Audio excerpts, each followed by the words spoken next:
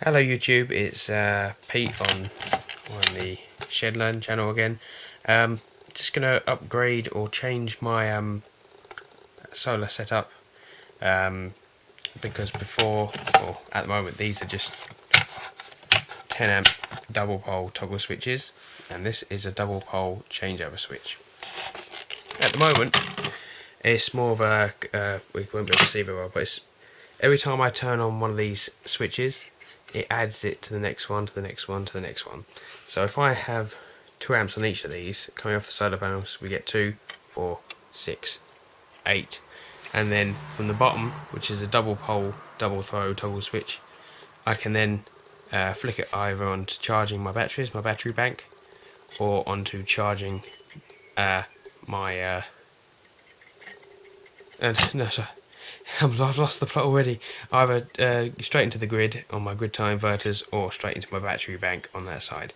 The only problem I have at the moment is obviously some of my solar panels, obviously the 480 watt solar panels, generate near 17-18 amps, so it's not suitable really for these switches. So what I'm going to do, even though I'm not 100% sure on the rating of these, because they say obviously, I'll show you one of these. It's got it on it. No, it hasn't got it on that one. That says 10 amp at 250 volt. I'll turn this over so you can see it. This actually says 10 amp at 250 volt AC, and also 125 volt AC is 15 amp. So it might be able to handle it, but it's got nothing to do with DC on it, so I'm not 100% sure. So basically, I'm going to split everything up so I can have everything either on the grid tie or charging the batteries. Because that's the other problem I have at the moment is when the sun comes out, I overdo it on the charge controller, and I don't want to damage that because it's not the only one I got, but it's it is all I have really at the moment. So if I can put, say, my two 60 watt panels on here, and have a double pole changeover switch, I can just leave that on to charge the batteries and keep that at the top. And obviously if I get another charge controller, I can flick 2 or 3 of these on. But I'm just doing this as a generic changeover. So I've got my double pole double throw switches, or double pole changeover switches, whatever you want to call them. These are about £4 from Maplins. You can get them cheaper online, but obviously I want to make sure I get all the same ones. That is the ticket, 10 amp toggle switch, and as you can see, I've just leapfrogged them over, one over to the other, and for that I've used normal yellow. Actually, I can't say I know what they're called. What they're called? Female push-on. Okay, push-on connectors. Well, they're some sort of crimp, and also piggyback connectors. I actually don't know what they're rated up to, but these ones feel these ones feel man enough to cope with it. So basically that's what I'm doing, one to the other. So I'm going to be creating some small links with one female push-on crimp and then one piggyback female push-on crimp. So basically I can leapfrog them over. Now this is going to get quite messy because I'm going to end up with a positive and negative crimp going from one to the other, to the other, to the other, and also I can't remember what I said. Well, one positive and one negative on both sides. Plus, I'm going to have, as this one shows, I'm going to have the solar panels come into the middle, so it's not going to look very nice at all. That's why it's in a box. So I'm going to try and do this as best as I can. I might show you a few bits as I go along, and then I've got to sort out the mesh bridges up the shed. So bear with me and I'm going to see what I can do. Right, with the double pole toggle switches now in place, it's now time to crimp another set of leads for the other side. This isn't quite correct because down here there should be another two positives and another 2 negatives running away, one to the charge controller, or one set to the charge controller, and the other set to the grid tie. So this is just whilst I'm down here, because I'm doing this in my room because I've been up the garage most of the day. So basically I've got to make the other links, one normal crimp to piggyback, and then join them together. I would be doing this with well, I would be soldering it, but I am using a quite a thick cable. This is actually, I'm not sure, it's a 6 mil. I think it's a 6 mil metric cable. So this is the leftovers I had, well, not that I had, this is leftover of a drum, which we can't use now because it's gone over to harmonized colours, which is brown and blue. So I'm just using this in here. I'll be back shortly when I've crimped it.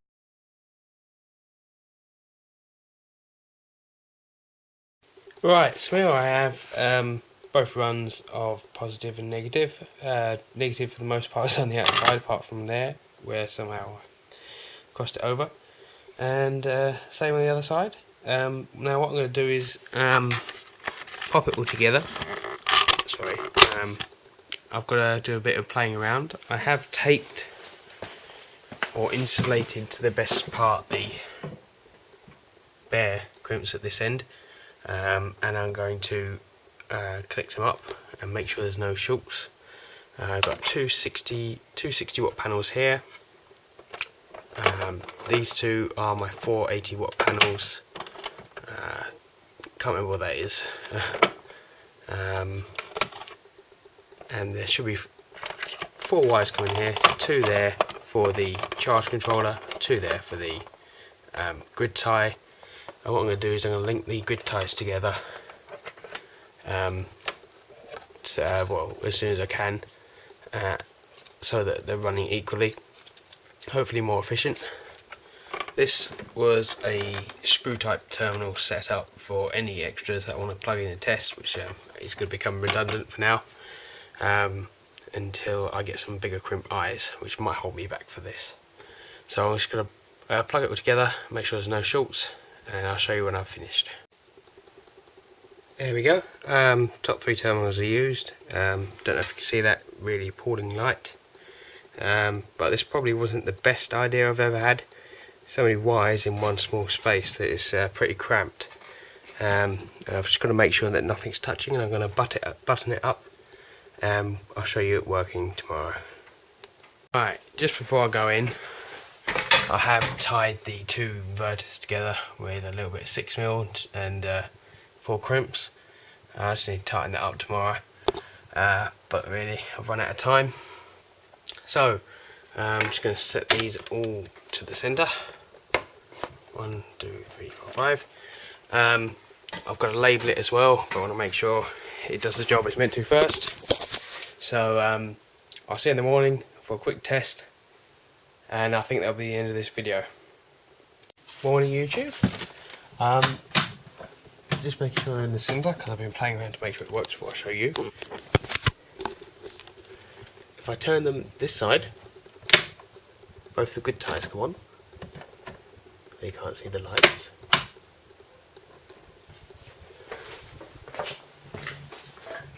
And we're putting in a total of 15 watts. Pants. If I swap them to the other side, 7.3, 1.57 and 1.91, which proves it works. Thank you very much for watching. Please subscribe, rate, comment, and I'll see you. Hello YouTube, another quick one. I appreciate this morning was a little bit early and we weren't putting much power in, so everything is on the grid ties at the moment. Just about to see them. I've got that kind of focused in there, so if I turn that over, I've got 2.7 amp, 8.4, and obviously my batteries are charged, so it don't want to do anything. Let's turn that over. 2.8 on one, 6 amps on that one, and 7.6 on that one. So it does show that we're definitely putting something in. So everything's back on the grid tie now. If I go over here, we are at 220-ish watts, going up and down all the time. I have got to clean the solar panels because where they've been flat they're getting a bit mucky, so maybe contributing to the decreased wattage. But I hope to see an improvement with both of the grid tie inverters in, well, side by side, linked into each other, so they're both putting in the same wattage. And you don't know if you'll be able to see, but the lights are going at it at the same sort of pace. So, and oh, we're actually up to 300 watts. I have never seen that before. I hope that got caught on camera. 260. Oh wow. Okay. I've just accidentally confirmed the fact that putting the two grid ties together increases the efficiency, because I've never seen it up as far as 300. I'm just going to keep this on here for a little bit longer. Oh fine, some must have gone in. But wow, that was good. Okay, slight burst of excitement there, and that is without having my new two new 150 watt panel up, and also without my other homemade solar panel. Just going to show you again. We're going up. 270, 276. Go on. 285, 296.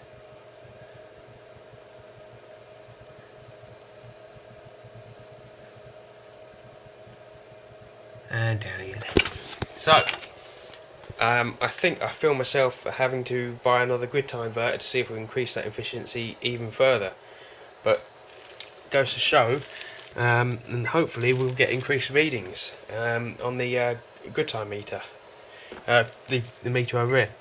I have got, oh it's alright, I can wait for another video.